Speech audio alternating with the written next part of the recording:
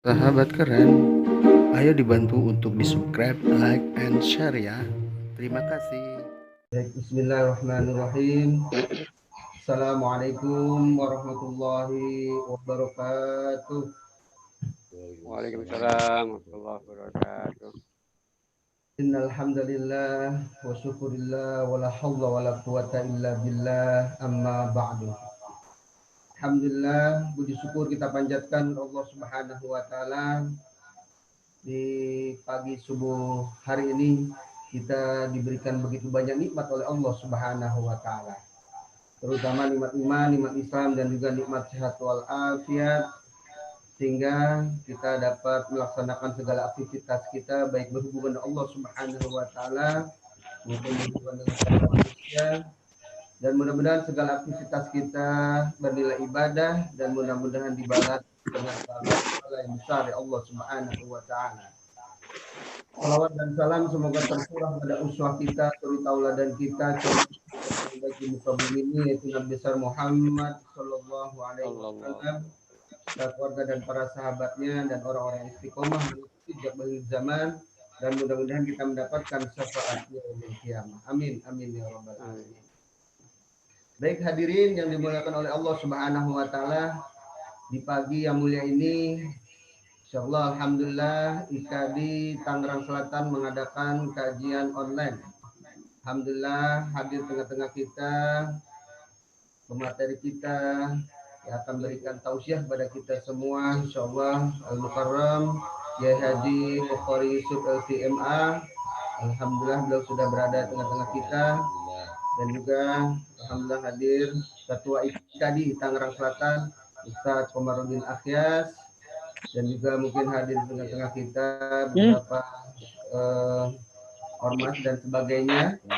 Gunku rakyat tuh anu nih, Mudah-mudahan gambare. diberikan keberkahan oleh Allah Subhanahu wa taala. Orang kata gambarku ini. Sudah saya jawab di grup. Baik, kalian jamaah yang dimuliakan Allah Subhanahu wa taala, mohon dengan hormat di Zoom-nya di mute ya atau di silent karena kita acara sudah mulai. Dan nanti insya Allah pada saatnya akan dibuka forum tanya jawab sekitar 15 menit. Ya. Baik, karena durasinya insya Allah 1 jam, ya 45 menit insya Allah akan diberikan tausiah oleh Ustadz Al-Mukarram Bukhari Yusuf. Nanti sebelumnya akan ada sambutan dari Ketua IKD Tangerang Selatan. Baiklah, untuk hikmahnya dan barokahnya silaturahim kita, pertemuan kita pada pagi hari ini, kita membacakan surat Al-Fatihah. Mudah-mudahan Allah memberikan kemudahan buat kita semua. Ilahadiniyah Al-Fatihah. A'udzubillahi minasyaitonir rajim. Bismillahirrahmanirrahim. Alhamdulillahirabbil alamin. Arrahmanirrahim. Maliki yaumiddin. Iyyaka na'budu wa iyyaka nasta'in. Ihdinas siratal mustaqim. Siratal ladzina an'amta 'alaihim ghairil maghdubi 'alaihim waladdallin. Amin amin ya rabbal alamin. Alhamdulillah. Mudah-mudahan apa yang kita bacakan dan mudah acara pada pagi hari ini diberikan keberkahan dan kelancaran dari Allah Subhanahu wa taala. Baik, selanjutnya adalah sambutan dari Ketua IKD Tangerang Selatan kepada Ustadz Komarudin Akhyas. Tafadhol Ustaz.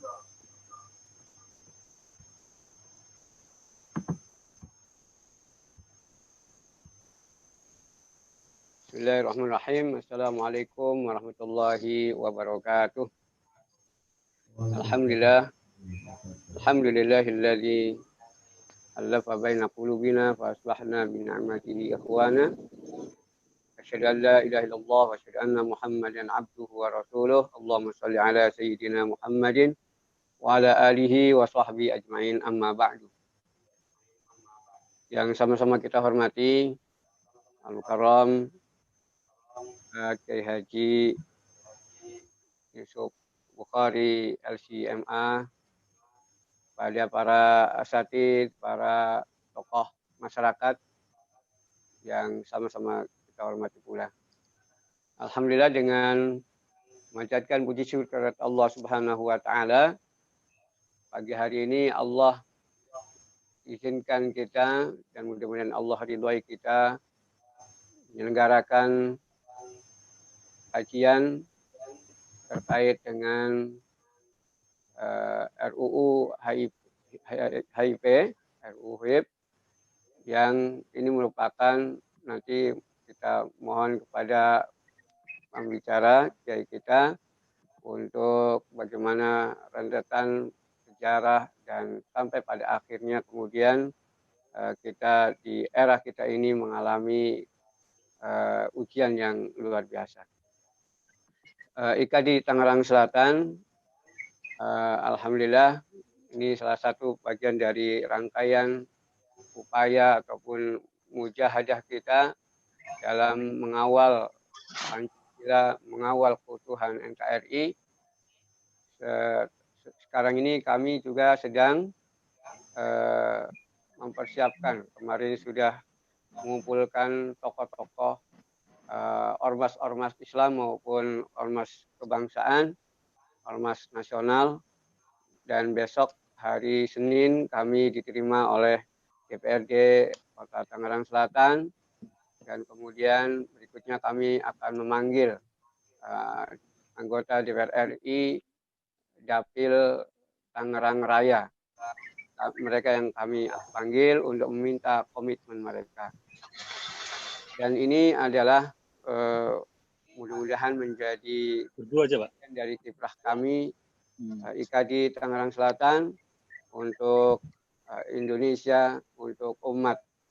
Dan kita bermohon kepada Allah, ini musibah ini ujian bagi kita, belum ketemu Pak, perbaikan untuk kita.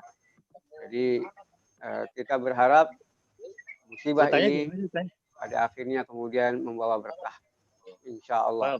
Dan terima kasih kepada seluruh pihak yang sudah membantu terselenggaranya kajian pada pagi hari ini, dan terutama kepada pembicara kita Kiai Haji Yusuf Bukhari LCMA. Demikian, dan mohon maaf barangkali ada kekurangan di sana. Jazakumullah khairan katsira. Wassalamualaikum warahmatullahi wabarakatuh. Waalaikumsalam warahmatullahi wabarakatuh. Insyaallah kepada Ustaz Komarudin Akyas, Ketua IKADI Tangerang Selatan, memberikan sambutannya bahwa acara ini insyaallah kita akan membedah ya atau meminta tausiah ya dari Ustaz Bukhari Yusuf. Insyaallah beliau salah satu hamba Allah ya, sejarah mengetahui prosesnya ya di legislasi, insyaallah di antaranya. Baiklah, hadirin yang dimuliakan Allah Subhanahu wa taala. Acara ini kita langsung mulai untuk tausiahnya yang akan disampaikan yang terhormat Al-Ustaz Kiai Haji Bukhari Yusuf LCMA. Kami bacakan biodata beliau. Beliau lahir di Jepara tanggal 5 Maret 1965. Anggota DPR RI Dapil Jawa Tengah 1 dan juga merupakan anggota Panja RUU HIP. Lewat pendidikan beliau Wifaq Madaris Salafiyah Pakistan ya, tahun 1993, dan juga lulusan Universitas Islam Madinah Saudi Arabia Fakultas Ilmu Hadis dan Studi Islam 1982, dan juga jurusan Syariah lulusan Lipia Jakarta 1987, dan juga program Bahasa Arab Lipia Jakarta tahun 1985-1987. Baik, itulah biografi beliau Ustaz Bukhari Yusuf LCMA. Baiklah, karena waktu juga pada yang terhormat Ustaz di Bukhari Yusuf LCMA, tafadhol maskuran Ustaz.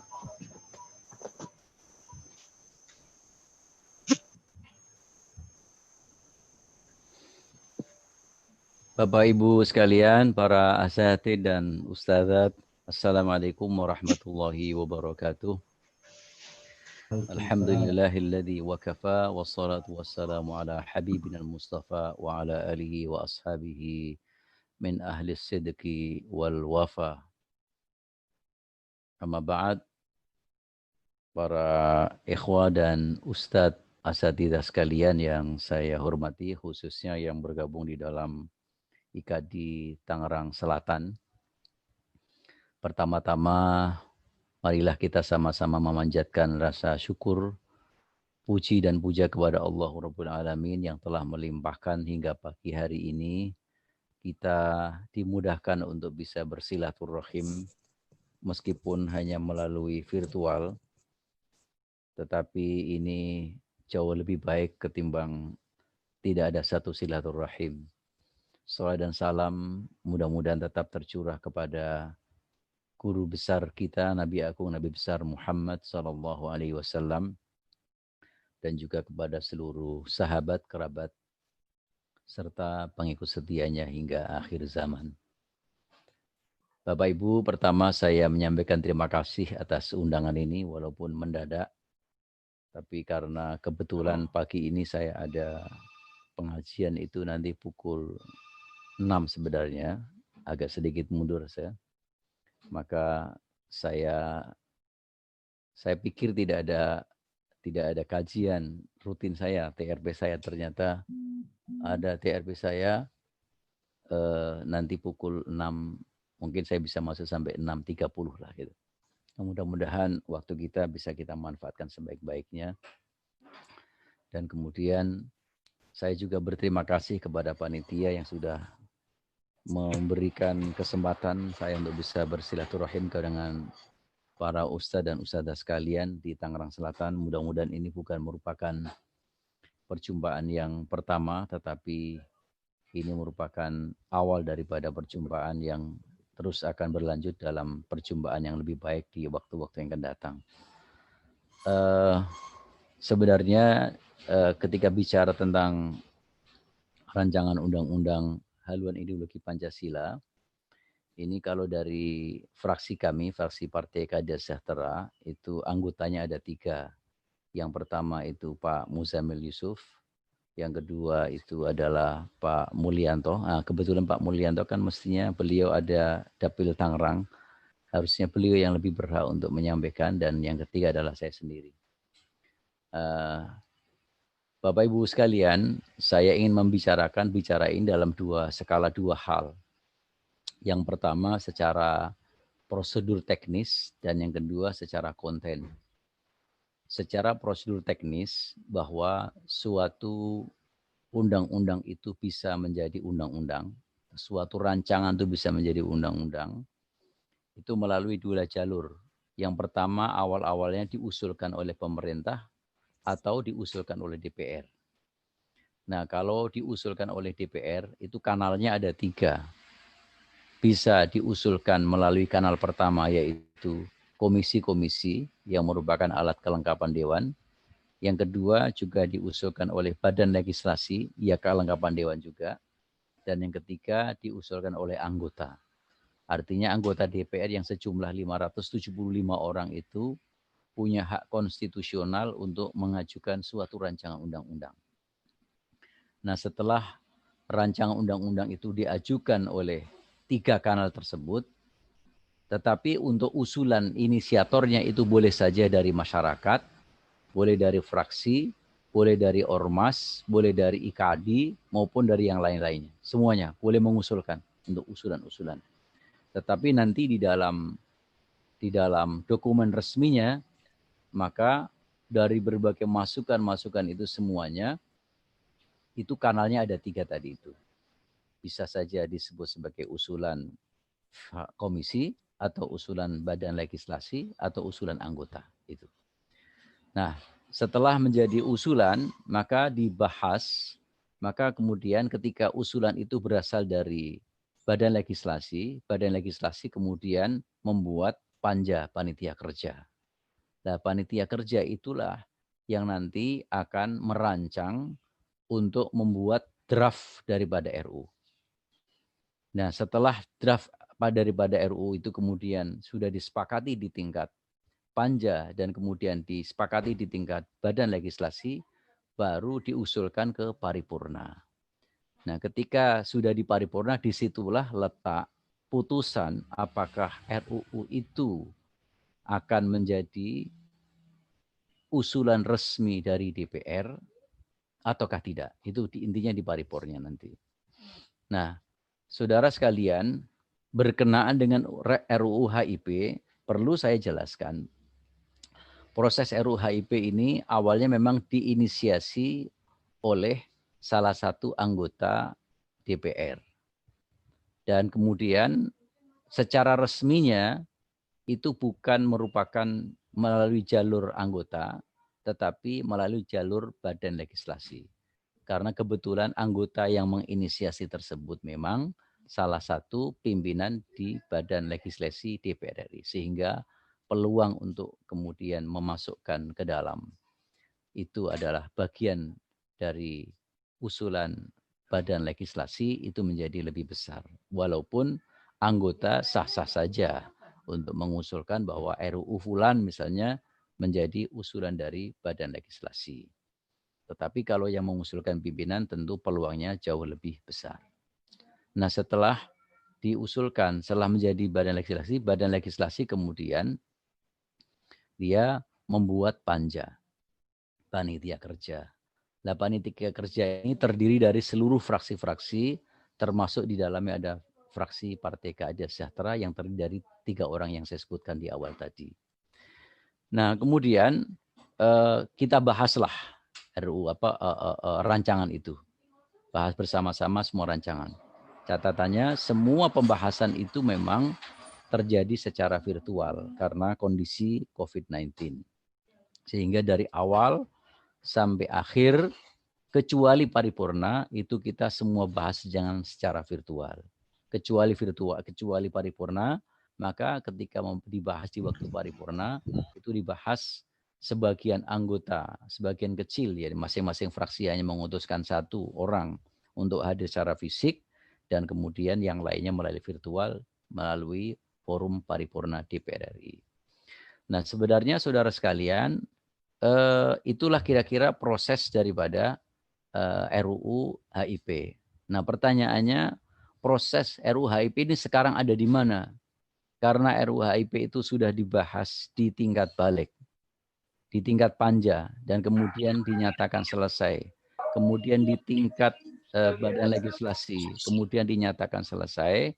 Lalu kemudian di tingkat paripurna, apapun yang terjadi sudah dinyatakan selesai. Maka kemudian RUU itu dikirimkan oleh DPR kepada Presiden. Jadi sekarang RUU itu ada di tangan Presiden. Karena yang berhak Presiden menurunkan satu surat atau mengeluarkan satu surat namanya surat Presiden, surpres, surat perintah Presiden. Presiden bisa saja apakah itu maksudnya diteruskan, artinya mengirimkan surat surpres kepada DPR, dilanjutkan pembahasan, ataukah kemudian di stop pembahasan, ataukah kemudian cuma sekedar ditunda pembahasan. Nah, itu pilihan-pilihannya. Jadi kalau Presiden menghendaki ingin dilanjutkan pembahasan, ya tentu itu hak Presiden. Persoalan dia bertentangan dengan aspirasi masyarakat, itu faktanya. Nah, kalau kemudian Presiden dia akan menolak, maka maknanya berarti segera harus DPR melaksanakan satu rapat bersama Presiden untuk membahas tentang RUU ini agar dicabut dari program legislasi nasional supaya tidak terjadi pembahasan berikutnya. Atau kemudian Presiden hanya sekedar menunda. Menunda itu ketika masyarakat sudah lerai, ketika situasi sudah kondusif menurut beliau, baru dilanjutkan suatu proses pembahasan. Meskipun pada hari yang lalu, yaitu pada hari Selasa kalau tidak salah, hari Senin ya. Hari Senin yang lalu itu Senin, Selasa, apa Rabu? Saya kok jadi agak confused. Rabu nggak salah ya. Rabu or Kamis. Kamis, Rabu. karena saya kemudian, hari Kamis yang lalu itu terjadi suatu protes besar dari sejumlah ormas Islam, puluhan ormas Islam yang menyuarakan agar RUU HIP ini ditolak dan dikeluarkan dari program legislasi nasional. Nah, dan kemudian disambut oleh pimpinan DPR, DPR juga menyatakan komitmen akan membela dan akan mengusahakan mereka akan mendengarkan aspirasi masyarakat untuk tidak meneruskan atau melanjutkan pembahasan. Itu artinya DPR akan berkomitmen, pimpinan DPR berkomitmen untuk tidak melanjutkan pembahasan itu dan bisa saja mencabut dari kedudukannya atau dari posisinya di program legislasi nasional. Nah, itu kira-kira positioning RUU sekarang. Yang ingin saya jelaskan yang pertama, itu yang pertama. Yang kedua, nah bagaimana sebenarnya yang terjadi di dalam proses pembahasan. Memang dalam proses pembahasan, sejak dari awal, beberapa konten yang sudah kita persoalkan itu antara lain memang pertama masalah TAP MPRS nomor 25 tahun 1966 tentang larangan Partai Komunisme dan larangan menyebarkan ajaran Leninisme dan Marxisme. Ini sebenarnya sudah kita bahas sejak dari awal. Meskipun kemudian khususnya yang menyampaikan, melontarkan pertama kali itu adalah saya. Memang saya yang kemudian meminta itu pertama kali. Dan kemudian selanjutnya mendapatkan dukungan oleh beberapa fraksi. Tetapi kemudian sampai akhir perjalanan itu TAP MPRS ini masih enggan atau tidak dimasukkan ke dalam konsideran menimbang, khususnya mengingat bagi RUU tersebut. Nah, yang kedua yang juga kami persoalkan dan tidak hanya dari fraksi PKS, juga memang pasal 5 waktu itu dan kemudian sekarang berubah menjadi pasal 7, yaitu tentang Trisila, Dwisila, dan Ekasila. Ini juga sudah kita persoalkan sejak dari awal.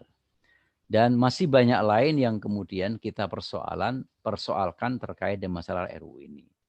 Nah, apa yang sudah kami perjuangkan dalam proses pembahasan, kami bertiga, PKS, dan juga berkolaborasi, bekerjasama dengan teman-teman yang lain, yang memang kemudian waktu itu kita semuanya dalam keadaan nyantai, tidak terlalu ngotot-ngototan, supaya isi ini terisi dengan baik dan sesungguhnya dan bersaudaraan dan penuh dengan musyawarah, maka kemudian kita harus menggunakan slow. Artinya tidak usah terlalu keras-kerasan, tetapi yang penting isi adalah masuk. Dan sebagaimana saya sampaikan, saya ketika menyampaikan agar TAP MPRS nomor 25 tahun 66 itu dimasukkan sejak dari awal, dan bahkan kemudian juga saya tegaskan lagi di rapat terakhir yang walaupun kami di fraksi PKS menghendaki supaya ada rapat lagi agar untuk menyempurnakan RUU tersebut sebelum dibawa ke paripurna. Nah, itulah yang sesungguhnya terjadi, tetapi kemudian memang ya nasibnya RUU tersebut itu tidak ada di dalamnya TAP MPRS nomor 25 dan juga tentang pasal 7 yang berkenaan dengan Trisila itu masih tetap ada karena kurang begitu mendapatkan tanggapan begitu kuat dari internal di badan legislasi. Sehingga kalau hanya usulan satu fraksi, apalagi khususnya dari kami, fraksi PKS, yang Anda semua tahu bahwa PKS ini kan posisinya sebagai fraksi yang di luar dari pemerintahan. Sehingga saya kira bisa dimengertilah bagaimana kira-kira kita harus bersikap. Nah, tetapi sesungguhnya yang kita perjuangkan luar biasa. Nah, sekarang misalnya beredar satu rekaman dalam pembicaraan ketika rapat di badan legislasi. Nah, beredar di media sosial yang sengaja disampaikan yang bisa jadi dalam rangka untuk menfitnah PKS bahwa PKS dianggap menerima atau kemudian tidak keberatan dan seterusnya. Itu perlu saya jelaskan. Itu nanti kalau sampai suatu saat sampai beredar kepada Bapak Ibu sekalian, para ustadz sekalian, supaya tidak kaget. Karena memang tetap saja kullu ma'rufin mahsud. Setiap kebaikan seseorang itu berpotensi untuk ada pihak yang tidak suka. Itu wajar-wajar saja. Apalagi yang mengedarkan itu ternyata memang ya paling tidak orang yang sangat dekat dengan kita, tetapi kemudian berhaluan yang mulai berbeda itu. Jadi diedarkan begitu, diedarkan dalam rangka untuk memberikan pemahaman kepada publik bahwa PKS itu tidak menolak sesungguhnya. Jadi yang kami sampaikan pada rapat itu adalah memang bahasanya tidak keberatan sepanjang untuk kemaslahatan bangsa dan kemudian sepanjang untuk menerapkan terhadap, maksud saya sepanjang kemudian memasukkan berbagai macam masukan-masukan. Dan masukan-masukan itu yang kita masukkan adalah ada banyak hal, bukan hanya 5. Kami menyebutkan banyak pasal yang nanti disempurnakan. Nah, Bapak Ibu sekalian, kenapa dalam rapat itu kemudian kita tidak segera menolak, tidak mengatakan kami menolak? Bapak Ibu sekalian, rapat itu adalah rapat yang masih dalam proses perbaikan draft. Nah, kalau kemudian rapat perbaikan draft lalu kita tolak, yang pertanyaannya, yang kita tolak yang mana? Namanya juga draft. Kok draft ditolak? Kalau draft ditolak berarti Anda telah menyatakan memang sejak dari awal a priori. Padahal maksud kita kan untuk islah, untuk memperbaiki. Itu pertama. Yang kedua, di dalam yang saya sampaikan mengandung 2 hal. Bahwa tetap saja meminta supaya ada masukan-masukan dari luar, dari masyarakat, dari kelompok, dan bahkan saya singgung dalam rapat yang lain, paling tidak fraksi MPR itu dimintai pendapatnya, didengar pendapatnya. Sebelum ini barang, ini RU dibawa ke paripurna. Dan yang kedua saya juga sudah minta agar masukan-masukan yang kami sampaikan tadi semuanya itu dimasukkan, dikompilasi, diakomodasi ke dalam RUU tersebut sebelum dibawa ke paripurna. Begitu. Nah, kalau kemudian karena di situ kita menolak, lalu kemudian apa gunanya kemudian nanti ke paripurna? Kita kan masih mengharap, dan apalagi pembicaraan saya juga memang sudah cukup jauh bahwa dijanjikan di dalam rapat itu memang akan diakomodasi. Di dalam rapat itu mengadakan bahwa semua masukan-masukan akan dimasukkan. Tetapi kenyataannya setelah dinyatakan selesai di pembahasan di Badan Legislasi dan kemudian draft itu kemudian menurutnya sudah diperbaiki, nyatanya begitu mau dibawa ke paripurna, draft itu juga masih tidak berubah dan masukan-masukan kami juga belum terakomodasi. Nah, itulah saatnya kami menyatakan menolak atau menerima. Karena itu, ketika rapat paripurna, maka waktu itu saya juga termasuk yang diminta menjadi juru bicara oleh fraksi. Lalu kemudian isinya adalah menolak tentang rancangan undang-undang itu. Tragisnya dalam proses paripurna itu sangat amat tergesa-gesa karena waktu salah satunya yang sangat mendesak. Kita sudah tahu bahwa rapat hari itu di paripurna agendanya sangat banyak. Kalau tidak salah ingat ada 7 agenda. Namun agenda pertama dan kedua ini telah memakan waktu yang sangat lama. Kalau tidak salah ingat, jadi hingga pukul 5.15, 2 agenda yang pertama ini baru selesai.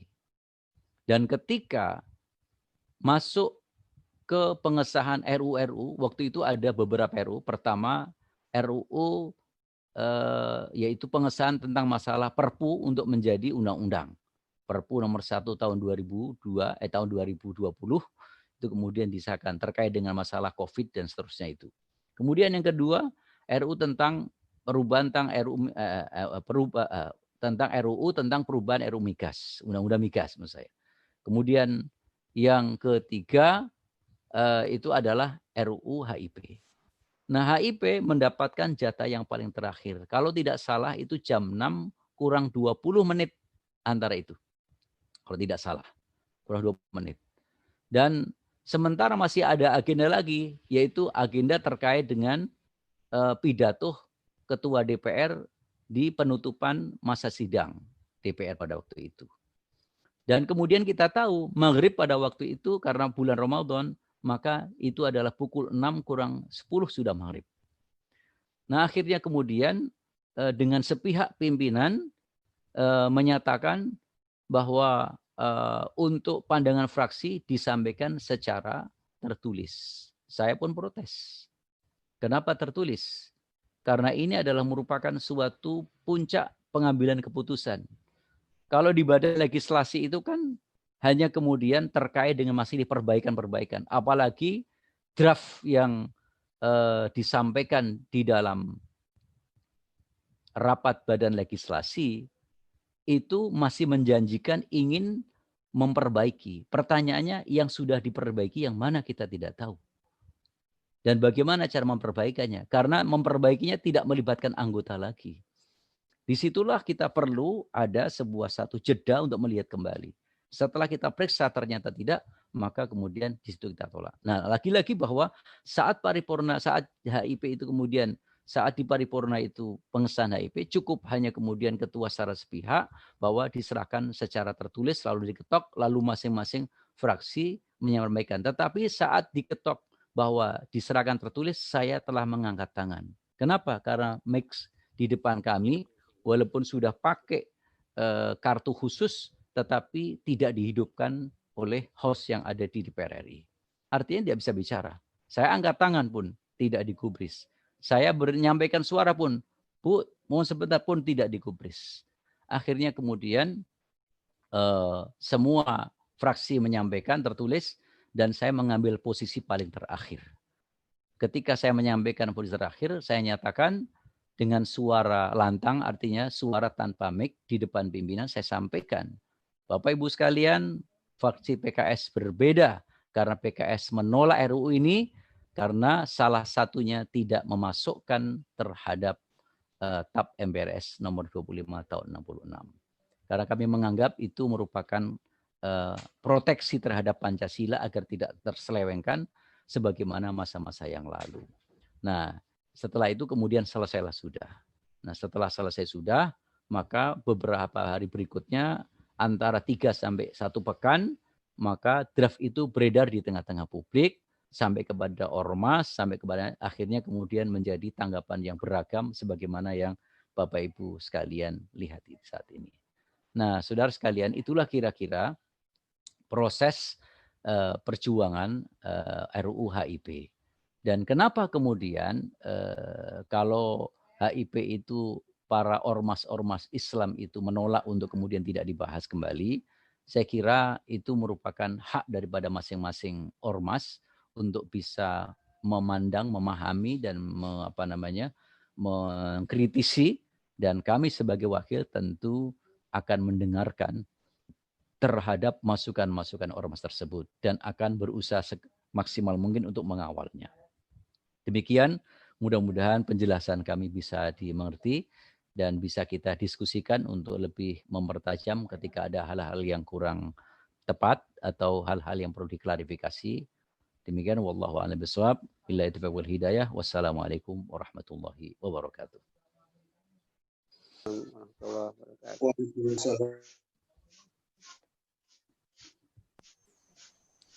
Waalaikumsalam warahmatullahi wabarakatuh. Baik, alhamdulillah, jazakallah Ustaz Bukhari Yusuf yang telah berikan paparannya ya, terkait proses ya, bagaimana RUU HIP ini keluar gitu ya. Artinya tadi dengan gamblang prosesnya detail disampaikan oleh Ustaz. Yang awal dari usulan DPR, ya, lalu masuk ke Panja, bagaimana Panja dalam prosesnya draft ya, dan memang sudah disepakati masuk ke paripurna. Dan setelah paripurna tadi dengan gamblang dijelaskan oleh Ustaz Bukhari Yusuf bahwa prosesnya adalah hanya fraksi PKS yang ingin mengusulkan ya, dimasukkannya TAP MPRS ya, nomor 25 tahun 1966 ya. dan juga ada masalah terkait pasal 5 yang dirubah menjadi pasal 7 terkait Trisila dan Ekasila. Dan luar biasa tadi disampaikan bagaimana proses di dalamnya, ya, yang pada hari itu agendanya cukup padat. Ada 7 agenda yang tadi Ustaz sampaikan, baik terkait ada agenda RUU Perpu menjadi undang-undang, ya COVID-19 itu, dan juga ada pembahasan perubahan undang-undang RUU migas, dan yang paling krusial ada RUU ini yang waktunya sangat mepet ya, dengan maghrib ya waktu itu ya, jam 6 kurang 20 menit gitu saja. Nah, disinilah krusial pada prosesnya yang seharusnya ada usulan-usulan ya langsung dari setiap fraksi, tapi hanya diminta tertulis seperti itu Ustaz ya. Dan begitulah akhirnya prosesnya RUU ini telah keluar ya. Dan saat inilah tadi kalau Ustaz Yusuf Bukhari adalah Bukhari Yusuf sudah berada di presiden ya. Presiden yang itu nanti akan ada 3 hal ya. Nanti apakah diteruskan, di stop atau ditunda ya. Yang dari surat presiden ini nanti akan kembali ke DPR tadi ya. Nah, ini berarti bola atau ininya tangannya ada di presiden. Baik, jamaah sekalian, kita ada waktu ya, yang cukup untuk diskusi. Jika ada hal yang ingin ditanyakan ya, tafadhol, silakan kepada Ustaz Yusuf.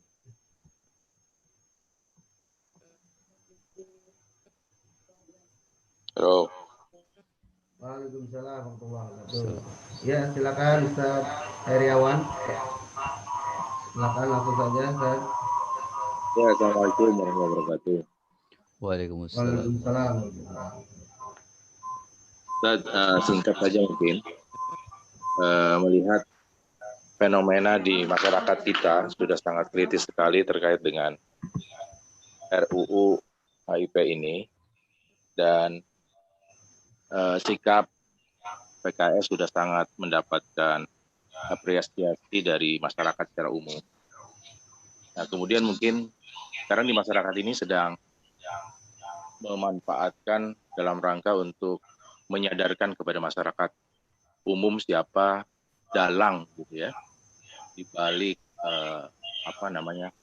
terbitnya ataupun usulan dari RUU HIP ini yang justru mengarah kepada membangkitkan kembali komunisme ya di Indonesia. Nah, selanjutnya pertanyaannya Ustaz, sejauh mana nanti ketika pemerintah sekarang dalam hal ini presiden menunda ya, kalimatnya tanda kutip, kalau menunda berarti otomatis masih punya tanda kutip akan dilanjutkan gitu ya.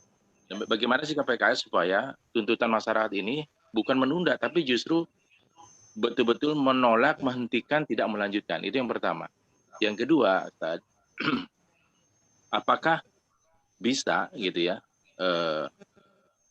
dari fraksi PKS mungkin menginisiasi dengan bahwa negara kita negara hukum, ini kan bentuk proses makar gitu ya, makar yang akan bisa menggantikan Pancasila dengan ideologi yang lain gitu. Apakah ini bisa dijadikan sebagai awal untuk bisa menuntut pembubaran dari oknum ataupun partai-partai yang bisa mengusung RUU HIP yang justru sudah jelas-jelas akan bisa mengganti ideologi negara kita.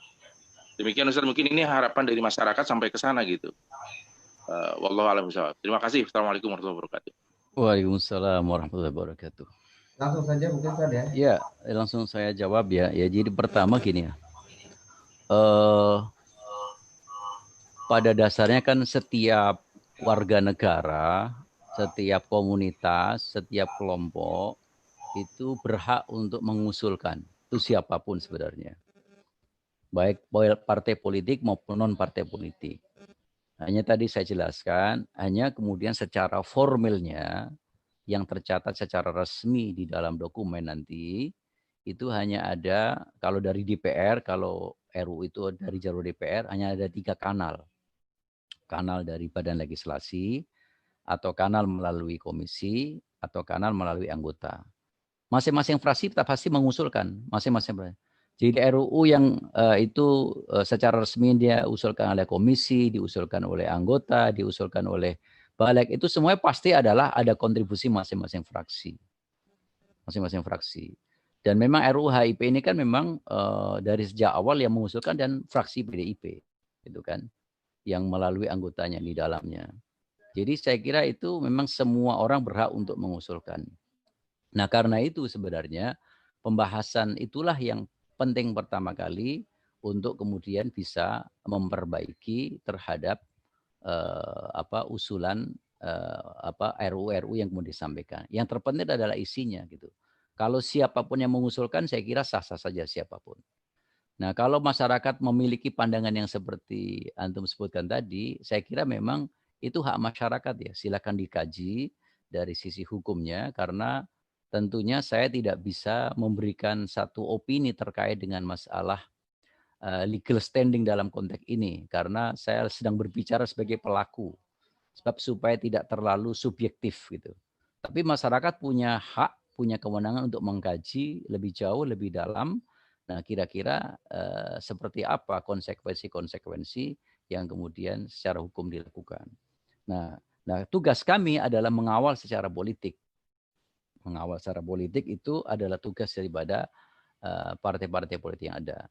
Karena itu, yakinilah masyarakat yang selama ini menganggap pemilu tidak penting, menganggap memilih wakil tidak penting, menganggap memilih pemimpin presiden tidak penting, saat ini harus bisa dikoreksi kembali. Bahwa sesungguhnya wakil itu sangat strategis. Lebih strategis lagi adalah presiden itu sangat strategis. Karena apa? Memang diberikan oleh undang-undang kewenangan-kewenangan yang sangat luar biasa.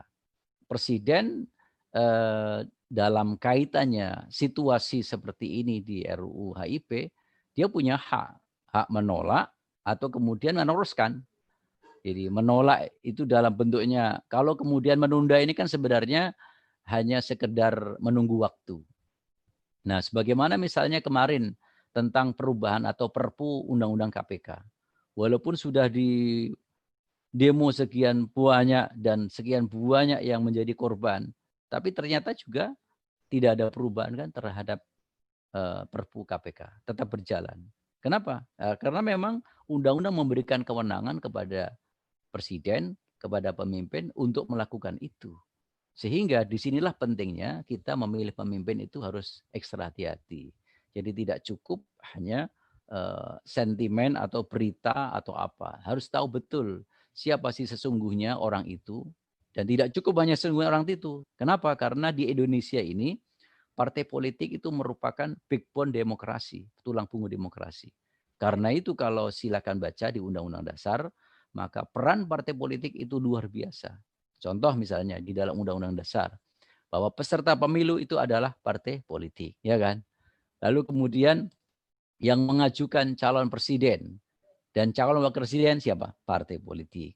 Itu sangat strategis sekali. Itu menunjukkan bahwa sesungguhnya ketika orang itu diusung, jadi ketika orang itu dicalonkan sebagai pemimpin, itu tidak cukup hanya dilihat siapa orang itu. Tapi harus turun siapa orang itu dan siapa yang mengusung. Nah, kalau kemudian orang itu begitu sebaik apapun, tapi kemudian yang mengusung ini juga punya catatan track record yang sebenarnya menurut masyarakat ini tidak tepat, itu juga harus menjadi perhatian penting. Sebab dengan itu kemudian kita bisa berbicara, kita bisa melakukan perubahan secara demokratis, secara politis, dan kemudian bermartabat berbudaya. Jadi tidak dengan kontok-kontokan. Jadi saya kira memang sudah saatnya kita berpikir lebih dalam. Berpikir jauh ke depan, memikirkan bagaimana supaya bangsa ini baik. Ya salah satu pertama utamanya ya dengan perubahan kepemimpinan itu. Kalau dengan perubahan kepemimpinan tidak terjadi, ya saya kira tidak akan terjadi perubahan. Nah, kepemimpinan yang saya maksudkan itu adalah kepemimpinan yang bersifat ya di bidang eksekutif, di situ mulai dari presiden sampai kepada bupati dan juga wali kota, masuk gubernur, dan ada di bawahnya lagi sampai kepada tingkat RT RW gitu. Karena sekarang RW kemudian sudah mulai dipilih, RT dipilih gitu. Nah, kemudian yang kedua adalah kepemimpinan dari sudut legislatif. Legislatif itu maksud saya legislatif itu adalah ya DPR pusat. Memang yang paling terpenting DPR pusat. Kenapa? Karena DPR pusat itu yang punya kewenangan untuk membentuk undang-undang. Dan DPR pusat itulah yang kemudian menentukan bahwa partai ini akan tetap menjadi peserta pemilu atau tidak. Sebab di dalam undang-undang pemilu yang lalu, yang berlaku pada pemilu 2019, bahwa parliamentary threshold itu menetapkan kalau partai yang kemudian perolehannya di bawah parliamentary threshold, kemarin 3,5 begitu, lalu kemudian tidak sampai, ya itu gugur.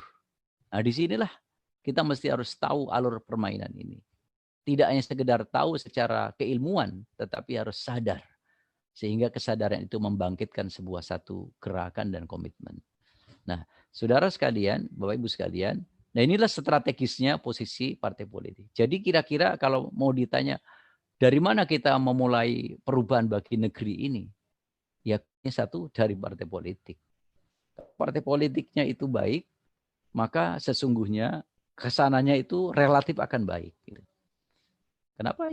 Ya semuanya harus melalui jalur partai politik. Sebagaimana misalnya pemilihan pilkada tingkat kabupaten kota, provinsi, itu juga kemudian melalui partai politik. Jadi sekali lagi, dalam memilih pemimpin harus dilihat sekurang-kurangnya dua hal. Siapa orangnya dan siapa pengusungnya. Nah, saya kira itu wallahu a'lam bishawab. Baik, alhamdulillah telah memberikan tanggapannya, jawabannya dari pertanyaan Pak Herawan. Apakah gimana Pak Herawan, masih ditanggapi atau cukup ya? Ada kesempatan yang lainnya ya. Baik, silakan bagi yang lainnya ingin bertanya.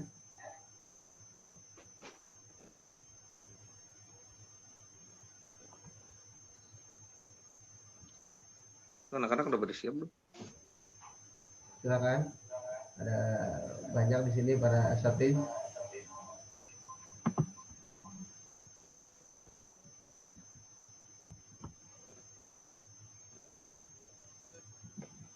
Betul. Silakan. Masih ada waktu. Ya, Ustaz. Ustaz Hasani. Ustaz Umar. Ustaz Dado. Ustaz Dado. Ustaz Dado dulu boleh.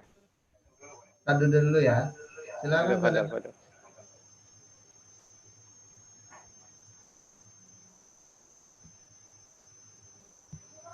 Halo, Ustaz Dado silakan. Gimana, suara kedengeran dengan jelas nggak? Ya, jelas.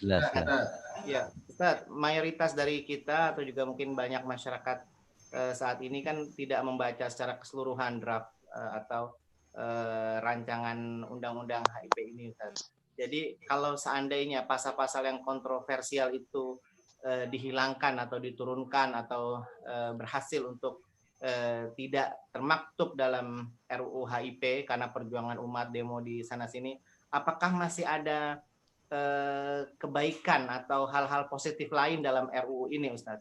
Karena kan juga sekarang ini beredar berita bahwa nanti RUU HIP ini mau diganti judulnya sebagai pembinaan ideologi Pancasila gitu.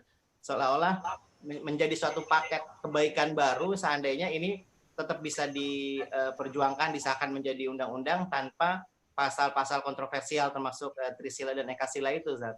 Jadi mohon pencerahan ini, apakah nanti kemungkinan ada gitu kan PKS tetap mendukung RUU HIP ini walaupun misalnya sudah ada gelombang protes, tapi karena menurut PKS ada hal-hal yang jeleknya sudah dibuang. Jadi masih ada baiknya nih ini dipertahankan gitu, Ustaz. dan mayoritas masyarakat yang amah ini kan rata-rata tidak memahami itu. Jadi mereka nanti khawatir merasa wah PKS sudah mencederai amanah kita atau apa ya misalnya harapan kita. Kami semua tidak berharap seperti itu. Kami semua masih berharap PKS menjadi satu-satunya partai yang bisa mewadahi aspirasi umat gitu, Ustaz. Ya. Baik, pertama bahwa yang sedang kita bicarakan, yang sudah kita bahas, yang sudah kita pandangan, dan kemudian beredar di masyarakat, itu adalah rancangan undang-undang tentang haluan ideologi Pancasila. Titik. Karena itu kita tuntaskan dulu. Karena pandangan masyarakat dan karena masyarakat yang kritis memberikan pandangan untuk menolaknya, dan tidak hanya karena dua pasal tersebut saja yang menjadi alasan masyarakat itu menolak yang saya cermati. Masyarakat jauh lebih cermat, mencermati bahwa Pancasila sebagai filosofi Grundslag, artinya sebagai landasan dasar berbangsa bernegara, itu seharusnya menjadi sumber nilai. Kalau dia sumber nilai, ya jangan dibuat undang-undang. Kenapa? Kalau undang-undang itu anytime bisa dirubah. Jadi dia harus di atas seluruh undang-undang. Makanya posisinya itu sudah tepat ketika diposisikan di dalam Undang-Undang 12 tahun 2011 tentang pembentukan peraturan perundang-undangan, di pasal 2, itu jelas. Pancasila adalah sumber segala sumber hukum negara. Dikatakan begitu. Artinya bahwa berarti Pancasila ini harusnya di atas Undang-Undang Dasar. Tidak masuk di dalam hierarki. Pasal 7-nya di undang-undang yang sama, ya Undang-Undang 12, bahwa undang-undang pasal 7 itu hierarki perundang-undangan kita itu pertama adalah Undang-Undang Dasar. Nah, Undang-Undang Dasar baru di bawahnya ada TAP MPR. Kemudian baru di bawahnya ada undang-undang atau peraturan pemerintah pengganti undang. Baru di bawahnya ada peraturan pemerintah. Baru di bawahnya ada peraturan presiden. Baru di bawahnya ada peraturan daerah provinsi. Baru di bawahnya ada peraturan daerah kabupaten kota. Itu hierarki. Hierarki artinya bahwa yang nomor 1 itu yang paling tertinggi. Dan yang di bawahnya tidak boleh bertentangan dengan yang di atasnya. Jadi itu saya katakan, nah masyarakat mencermati sudah sedemikian jauh. Karena itu sedianya tidak perlu ada suatu undang-undang yang menjabarkan atau menafsirkan terhadap Pancasila. Karena itu dikhawatirkan akan menjadi alat yang bertindak secara represif bagi penguasa, siapapun penguasanya nanti. Nah itu. Jadi sekarang ini yang sedang kita bicarakan itu adalah itu. Nah dengan demikian PKS komitmen ingin mengawal dan terus kemudian ingin berusaha keras. Apa yang disuarakan masyarakat itu benar-benar menjadi komitmen bagi seluruh anggota DPR. Nah yang kedua, gimana Ustadz kalau diganti? Ya kalau ganti usulkan lagi aja. Tidak bisa kemudian yang undang-undang kemudian dirubah. Tidak bisa. Udah sampai di sana. Nasi udah jadi bubur. Prosesnya gimana? Prosesnya ya kalau mau mengusulkan, usulkan baru. Mulai dari awal. Dari awal lagi ada usulan baru nih. Rancangan undang-undang bla bla bla bla bla. Begitu. Dengan demikian tidak membuat masyarakat itu tercidrai. Dan prosedur tidak disalahi. Jadi dengan demikian saya kira pandangan PKS seperti itu. Nah pertanyaannya, apakah bisa dengan undang tersebut? Ya, PKS tidak melihat bahwa itu ada kaitannya langsung gitu loh. Meskipun bisa dikait-kaitkan gitu. Tapi sekali lagi kami cara berpikirnya, logikanya seperti itu. Kalau ingin membuat misalnya pembinaan haluan ideologi Pancasila, ya bikin aja rancangan undang-undang baru lagi. Yang kemudian tidak perlu merecokin terhadap suatu rancangan undang-undang yang sudah jadi, yang sudah ditolak rame-rame, yang sudah ini. Nanti akan terjadi satu confuse. Saya kira itu ya. Baik, Ustaz Dada. Insyaallah penjelasan yang detail oleh Ustaz itu. Baik, masih ada waktu Ustaz. Kita sampai jam 6:30. Masih ada waktu 6 menit. Kita jamaah ingin bertanya. Oh ya Ustaz Komarudin, silakan Ustaz. Baik. Ya. Ini kan isunya kemudian terkait dengan komunisnya nih, Ustaz. Jadi kalau dikatakan bahwa penyakitnya sesungguhnya atau duri dalam daging itu adalah komunis gitu ya, yang kemudian diindikasikan menyusup ke partai, dan kemudian sekarang pun semakin nyata, makin di lapangan ini pertarungannya, bahkan besok katanya ini PDIP menginstruksikan untuk mendatangi seluruh Polres ya, seluruh Indonesia. Jadi penyakit ini bagaimana cara menghilangkannya ini?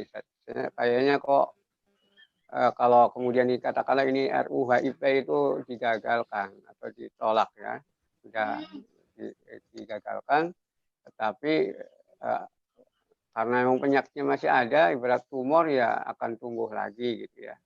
Nah ini solusinya seperti apa, Ustaz? Ya, ini kan sudah menyangkut sikap partai lain ya. Tentu kami tidak ikut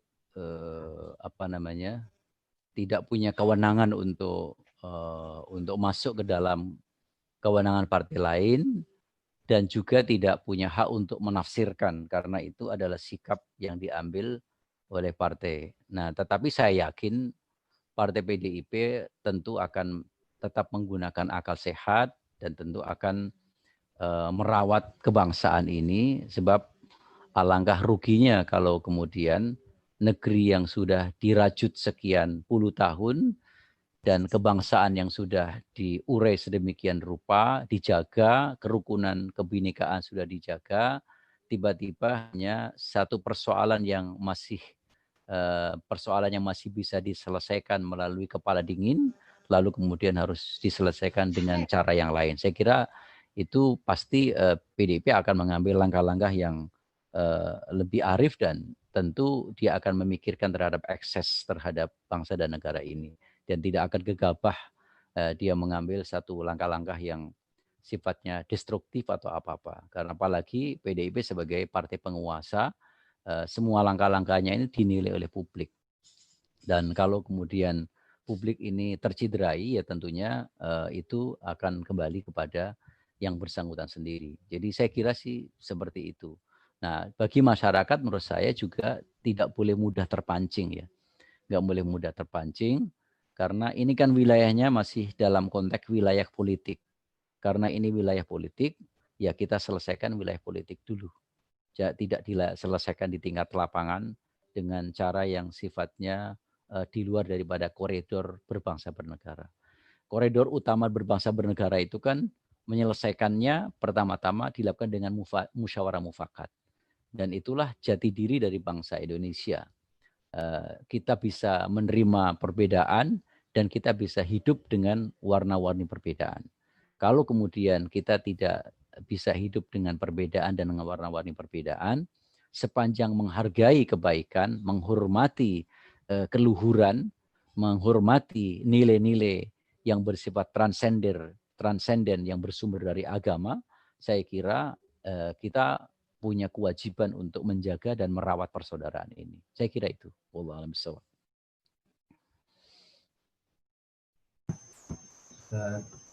Komar sudah dijawab ya. Ada lagi yang ingin bertanya? Masih ada waktu?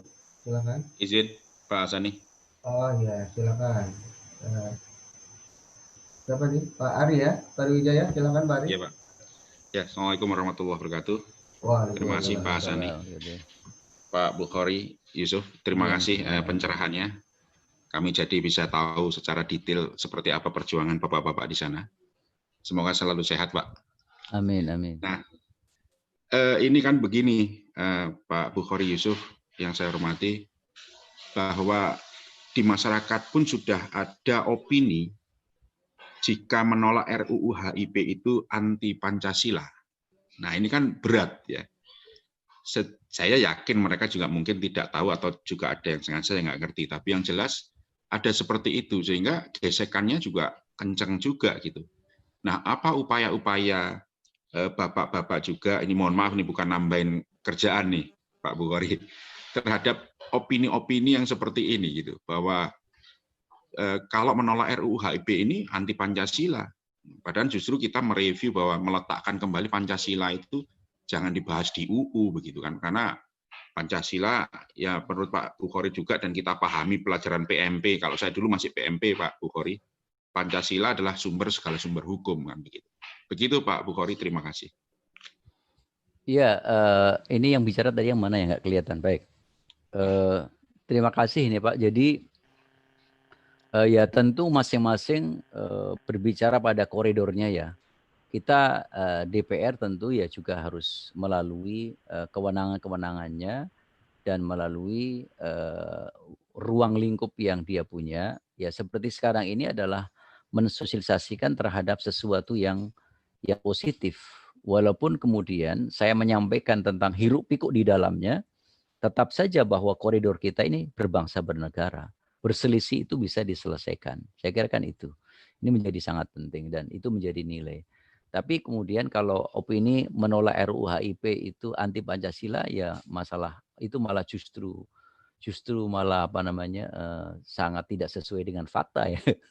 Karena yang ditolak, masyarakat yang menolak itu karena RUU HIP itu menyimpangkan Pancasila, begitu opininya.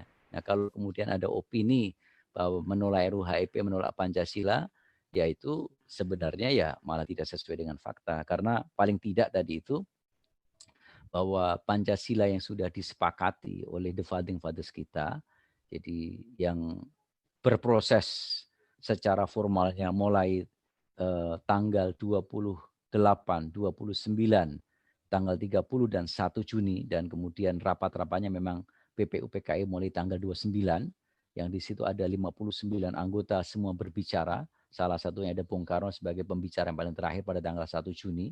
Lalu kemudian dipandang oleh Dr. Rajiman sebagai ketua sidangnya bahwa dari seluruh pembicaraan itu, pembicaraan yang dianggap konstruktif dan kemudian bisa dijadikan sebagai draft awal kira-kira seperti itu adalah dasar apa yang disampaikan Bung Karno.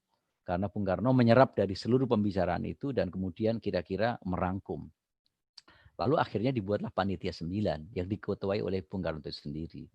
Nah, kemudian Panitia 9 itulah melahirkan suatu rumusan Pancasila, yaitu yang disebut sebagai Piagam Jakarta atau Jakarta Charter atau Gentleman Agreement, yang susunannya yaitu sila pertama ketuhanan dengan kewajiban menjalankan syariat Islam bagi para pemeluknya dan seterusnya itu. Tapi kemudian sampai itu berlaku hingga tanggal 17 tidak ada perubahan. Tanggal 18 Agustus Bung Hatta berinisiatif atas menurut beliau adalah atas permintaan daripada perwakilan Indonesia Timur. Kalau bentuknya Pancasila seperti ini, maka sesungguhnya sebagian Indonesia Timur itu akan berpisah. Tapi perlu Anda tahu bahwa termasuk yang getol memperjuangkan Pancasila 22 Juni yaitu Piagam Jakarta adalah Bung Karno sendiri. Kenapa? Karena tahu bahwa sesungguhnya permintaan umat Islam itu pada waktu itu dasar negara itu adalah Islam. Dasar negara adalah Islam. Tapi kemudian tidak disepakati sehingga umat Islam legowo untuk menurunkan ya rasa egonya, sehingga ya sudah cukup dibatasi melalui sila 1 yaitu dengan kewajiban menjalankan syariat Islam bagi para pemeluknya. Yang kewajiban menjalankan syariat itu bagi pemeluknya saja, enggak seluruhnya. Awalnya seluruhnya, tapi kemudian pemeluknya. Ya kenapa seluruhnya? Karena ya mayoritas memang umat Islam. Pejuang paling banyaknya umat Islam. Yang terlibat dalam kemerdekaan sebelum kemerdekaan dan ratusan tahun itu juga memang umat Islam. Nah kemudian akhirnya Bung Karno kemudian juga menyetujui dan dia membela karena apa? Tahu bahwa itu adalah sikap legowo umat Islam. Rasa kecintaannya kepada bangsanya yang sampai begitu luar biasa. Nah ketika tanggal 18 Agustus pun kemudian ketika alasannya adalah khawatir nanti Indonesia Timur berpisah, maka akhirnya dikembalikan atau kemudian ketuhanan di 7 kata itu ya udah diganti dengan ketuhanan yang Maha Esa. Maha Esa itu.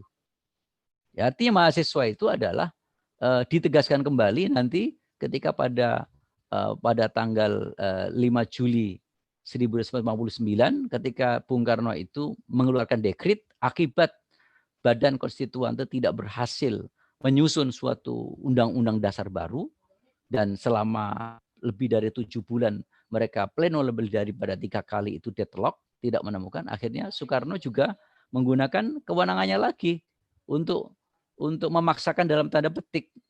Artinya bahwa untuk kemudian memaksakan melalui dekret presiden. Ya udah, harus kembali kepada Pancasila semula. Tapi dengan apa? Dengan dijiwai oleh apa? Dekret oleh Piagam Jakarta. Itu artinya bahwa ketuhanan yang Maha Esa di dalam sila 1 sebagaimana termaktub di pembuka Undang-Undang Dasar itu adalah yaitu ketuhanan yang terkandung, yang dijiwai dengan makna, dengan kewajiban menjalani syariat bagi para pemeluknya. Artinya di situ nilai agama sangat dihormati. Karena itu pasal 29 ketika perubahan tahun 2002 sampai 99 sampai 22 itu sepakat tidak bisa berubah, tidak boleh dirubah untuk mempertahankan nilai itu. Nah, karena itu sesungguhnya ketika Pancasila yang dipertahankan seperti ini jangan disimpangkan kemana-mana. Apalagi sampai kemudian tidak boleh atau tidak mau mengakui terhadap TAP MPRS nomor 25 yang di situ memang menunjukkan betapa komunis ingin mengganti dasar negara ini.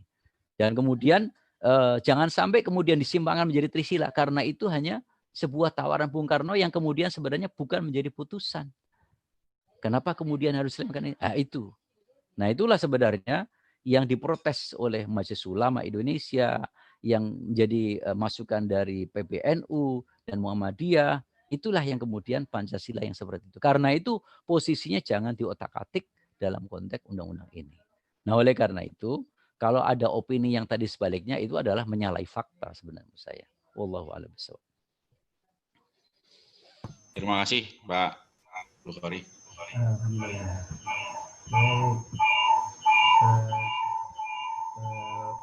Baik, ya, sudah jawab ya, karena waktu juga. Tapi terakhir Ustaz Bukhari tadi sampaikan bahwa RUU ini sudah sampai ke Presiden ya. Kira-kira prosesnya kapan seperti apa, Ustaz? Ya, prosesnya adalah karena sekarang RUU itu sudah di tangan Presiden, maka Presiden mengeluarkan surpres dalam waktu 30 hari, dia mesti mengeluarkan surpres surat perintah Presiden. Apakah surat perintah Presiden itu perintah kepada anak buah beliau, yaitu kepada Menteri, untuk melanjutkan pembahasan, ataukah untuk menolak terhadap RUU itu tergantung, itu kewenangan Presiden. Nah, tinggal kemudian masyarakat mesti tahu. Jadi ya cuman kalau misalnya Presiden itu tetap melanjutkan, itu artinya sangat diametral dengan aspirasi masyarakat. Nah, kalau Presiden itu hanya menunda, itu maknanya juga tidak sesuai dengan aspirasi masyarakat.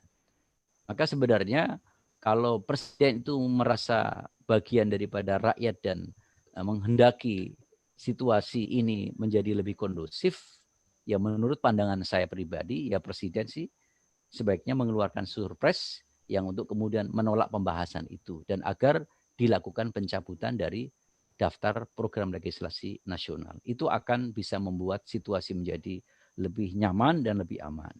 Dalam hal kaitan yang tadi usulan tadi, ya silakan diusulkan kembali dalam bentuk yang baru, situasi yang baru, supaya tidak terjadi confuse gitu. Saya kira itu. Wallahu a'lam bishawab. Baik, berarti ada waktu 30 hari tadi ya. Nanti... Oh, sudah lewat dong, kan disampaikannya sudah lama. Oh, ya, sudah lama. Tinggal beberapa waktu lah. Tinggal beberapa waktu lagi ya kita menunggu. Baik, Ustaz, karena waktu juga kita tutup saja, Ustaz, dengan doa. Tafadhol Ustaz Bukhari Yusuf untuk langsung doa. Bapak Ibu sekalian, mohon maaf karena waktu juga yang membatasi kita. Saya sudah ditunggu di laptop yang lain sebelah kami, dan mohon maaf, dan mudah-mudahan yang saya sampaikan ini bisa memberikan paling tidak informasi lah ya, informasi, dan walaupun tidak mengandung banyak yang sangat penting dan umumnya Bapak Ibu sudah tahu, tetapi mungkin ini hanya sebagai pengingat, dan mudah-mudahan Allah Subhanahu wa taala kuatkan umat ini supaya tetap istiqomah, dan kuatkan bangsa ini supaya tetap bersatu, dan kuatkan kami yang menjadi pionir-pionir dalam perjuangan melalui wadah Partai Keadilan Sejahtera, diberikan kekuatan lahir batin dan berikan keistiqomahan. Rabbana taqabbal minna innaka antas samiul alim wa tub alaina innaka antat tawwabur rahim. Allahumma inna abiduk banu abidik banu imaik. Ya Allah yang maha kasih lagi maha penyayang, kami semua adalah hamba-Mu, putra-putri dari hamba-hamba-Mu ya Allah. Nawasina biyadik. Ubun-ubun kami ada di genggaman tangan-Mu ya Allah. Amin ya Allah. Madin fina hukmuk. Segala putusan-Mu pasti akan berlaku ya Allah. Adlun fina qada'uk. Dan segala putusan-Mu pasti adil ya Allah. Adlun fina qada'uk. Nas'alukallahu bikulli ismuhu walak. Ya Allah, kami memohon kepada Engkau atas segala nama-nama-Mu yang sempurna. Allamtahu ahadan min khalqik. Nama yang tak Engkau ajarkan kepada hamba-Mu Nabi Muhammad. Au anzaltahu fi kitabik, atau nama-nama sempurna-Mu yang Engkau turunkan melalui kitab suci-Mu ya Allah. Au ista'sarta fil ilmi ghaibik, atau nama-nama sempurna-Mu yang masih Engkau simpan ya Allah. Demi itu semuanya kami memohon agar Engkau angkat seluruh musibah yang ada di negeri ini dan di negeri-negeri umat Islam ya Allah, dan kembalikanlah bangsa kami menjadi bangsa yang besar, bangsa yang menghormati, menjunjung tinggi agama-Mu ya Allah. Bangsa yang mencintai agamanya ya Allah. Bangsa yang menjadikan Islam sebagai ya'lu wala yu'la alaih. Bangsa yang kemudian selalu minta ridho-Mu ya Allah. Dan bangsa yang selalu Engkau bimbing atas petunjuk-petunjuk-Mu ya Allah. Dan jadikanlah bangsa kami adalah bangsa yang rukun, tentrem, totora harjo, murah sandang, murah pangan, murah papan, dan tidak menjadi objek jajahan dari bangsa-bangsa yang lain ya Allah. Dan berikanlah kepada kami pemimpin-pemimpin yang takut kepada Engkau, yang cinta kepada rakyat dan bangsanya, dan memberikan pembelaan yang tulus kepada negerinya. Rabbana atina fid dunya hasanah wa fil akhirati hasanah wa qina adzabannar. Walhamdulillahirabbil alamin. Demikian, kalau lebih maaf. Assalamualaikum warahmatullahi wabarakatuh. Assalamualaikum warahmatullahi wabarakatuh. Jazakallah khair kepada Ustaz Dr. Yusuf LCMA yang telah memberikan pencerahan, ya, memberikan informasi yang detail pada kita proses legislasi, ya. Perjuangan masih panjang ke depan. Mudah-mudahan apa yang diharapkan umat, ya, dicabutnya RUU HIP ini bisa terlaksana dan Allah kabulkan, dan mudah-mudahan negeri kita kondusif, ya. Dan mudah-mudahan negeri kita baldatun thayyibun wa rabbun ghafur insyaallah. Amin. Sekali lagi jazakallah, terima kasih banyak Ustaz Bukhari Yusuf atas waktunya, ya. Baik, bisa ikuti kajian di IKD Tangerang Selatan. Baik, itu saja saya bersama host, ya. Jika ada kekurangan dan kehilapan, ya, tutur kata yang kurang pas, mohon dimaafkan. Pada jamaah semua, insyaallah kita akan adakan kajian online tadi berikutnya di lain waktu insyaallah. Kita tutup dengan doa penutup majelis. Subhanallahumma wa bihamdihi asyhadu an la ilaha illa anta astaghfiruka wa atubu ilaik. Assalamualaikum warahmatullahi wabarakatuh. Waalaikumsalam warahmatullahi wabarakatuh. Assalamualaikum warahmatullahi wabarakatuh.